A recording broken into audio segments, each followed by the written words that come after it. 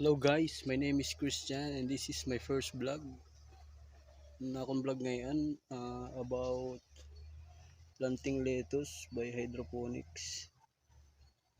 Ay, using hydroponics pala. Sorry. Galing pa lang akong work. Kakauwi ko lang.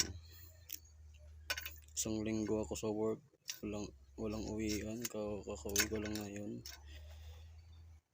And then, papakita ko sa inyo yung iniwan ko bagong seedlings. Ito na siya. Ika 13 days na ngayon, tapos magta-transplant tayo maya maya kapag wala ng araw. Ito, this one is Estrosa. Sobrang init guys, tingnan nyo, lalaki diba? Mag-aanim na yung dahon nya, kailangan natin i-transplant yan.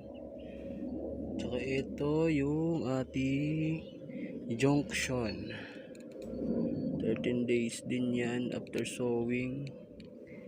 Yan.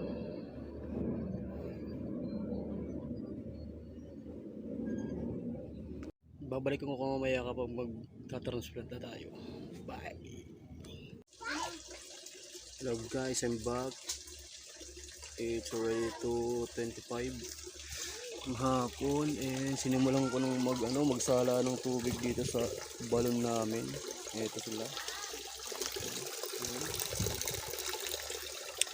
DIY lang itong salaan namin kasi yung balon namin medyo malabo yung tubig. Sinasala muna namin bago gamitin. Pag mapuno na yan, bubuhatin ko na yan dun papunta sa greenhouse para mamaya pag transplant natin hindi na tayo igib pa, para meron na daw stock na tubig. Tapos titimplahan natin ng nut soil. Kita-kits later. Hello guys, ito na nga yung the most awaiting part natin. Magta-transplant na tayo ng ating lettuce. Paunahin ho natin ay itong 100 heads ng Junction. Gaya nga ng sabi ko kanina, ito ay 13 days na po. Merong mga hindi tumubo pero konting lang, mga lima lang ata. Kaya magandang sopa rin ito.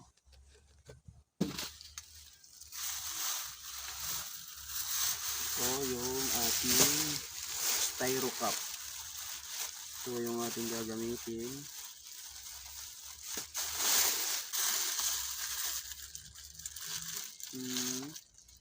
25 pieces po yung isang balot nito. Wait lang. Sa pagta-transplant, kailangan natin gumamit ng stick.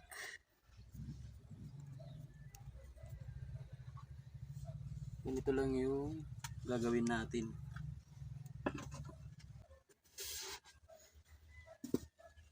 Ito ho, yung cup natin, binutas natin to. Ginamitan lang ho natin yan ng alambreng pinaso sa baga. Tapos nung mainit na siya, easy na lang po siya sa pagbubutas. Una natin gagawin, ilalagyan ho muna natin ng kukupit.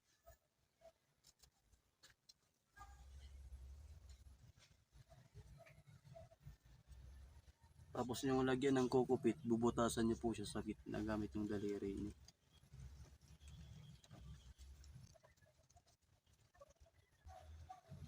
Nabutasan nyo na ho siya, ilalagay nyo na ho yung inyong bagong sow na seed. Ito lang ho yan. Tusukin nyo. Ayan. Nakuha ko ng buo. Buo.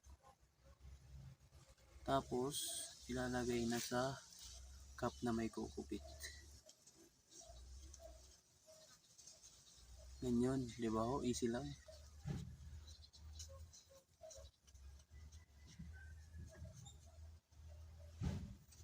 Tapos ilalagay natin dito. Mamaya na ho natin ililipat.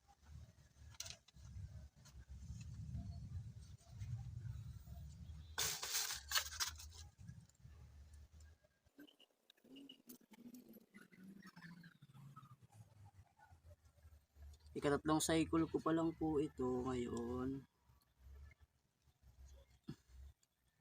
Kaya sinubukan ko pong kulan ng video para na rin sa mga kaibigan kong nagtatanong kung paano ko ginagawa.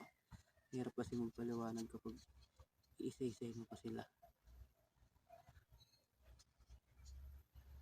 Baka mag-interest din silang mag-hydroponics.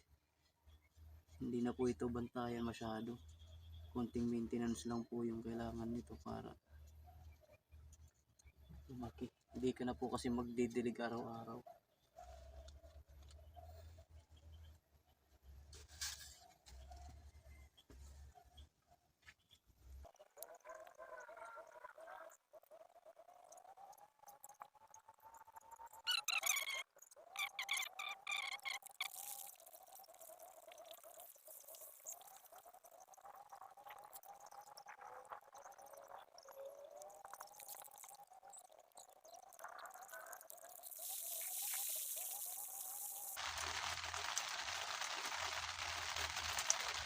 Ito na nga guys, nakalipat na po tayo ng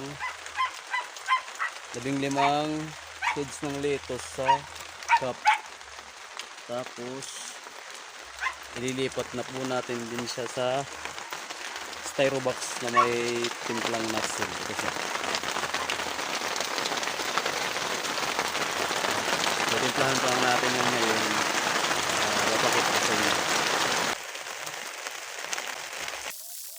Yung solution A tsaka yung solution B. Palagyan din po natin yan ng 30 ml. Umuulan ngayon dito kaya skip dito sa greenhouse.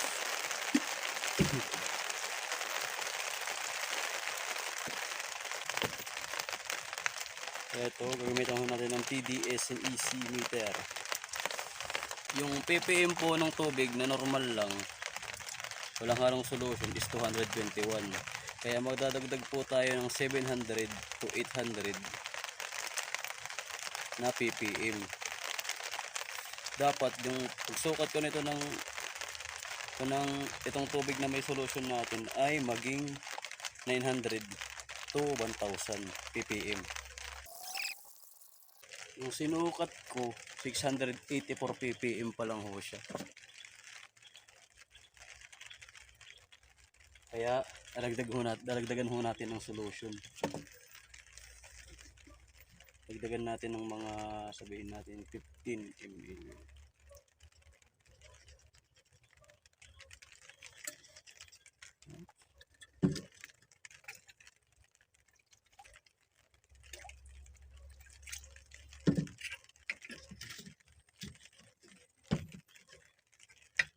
Dapat po sa paghahalo ng A and B, ganito, ng mga solution na A at B, dapat hindi nyo siya ilagay sa isang container kasi magki-crystallize yung ano niya, yung tubig niya. Magkakaroon ng chemical reaction.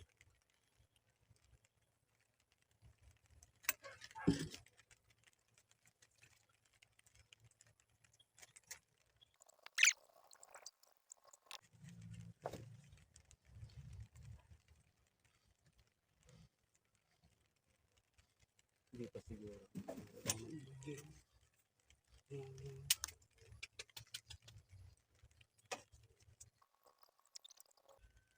Gusto nyo yung umorder ng lettuce, dito lang po kayo sa akin. 180 na. Pwede na natin i-transplant yung ano natin. Lagyan natin dito yung bagong transplant kasi. Go! Ito yung ginagamit ko kapag sobrang init. Nilalagyan ko siya ng shade kapag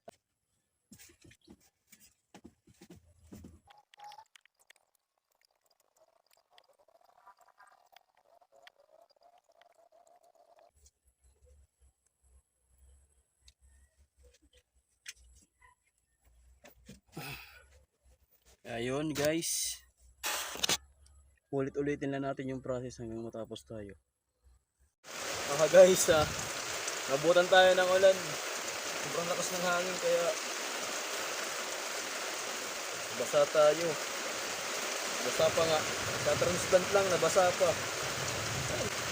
Lilipat ko nga muna sila sa sa pot. Sa top. Mamaya ko na lang ilalagay dun sa box para mabilis. Lagyan natin ang coconut habang umuulan. Sarap ng ulan. Ako lang hindi natuwa.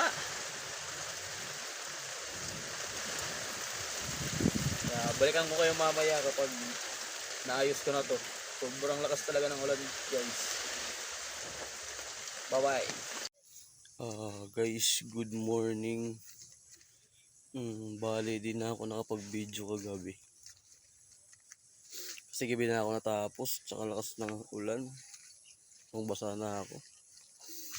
Nalamig na ako, wala na akong time mag-video. Kaya papakita ko na lang ngayong umaga sa inyo yung natapos ko kagabi. Ito na siya, guys.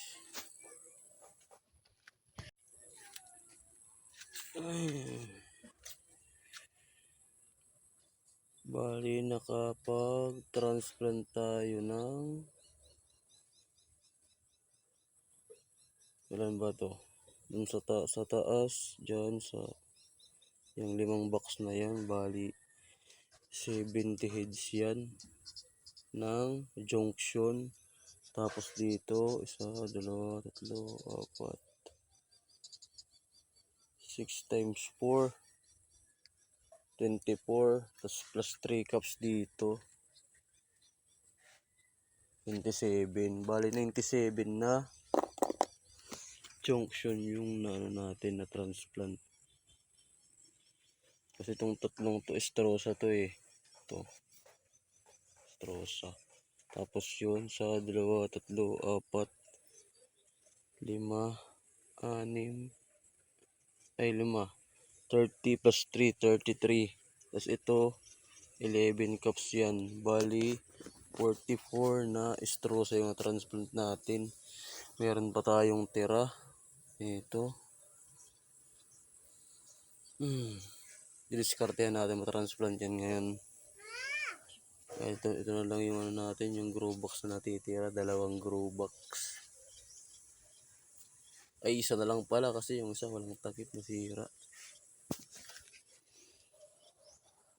Ito guys, ang laki talaga ng mga estrosa ngayon. Ang ganda ng sowing.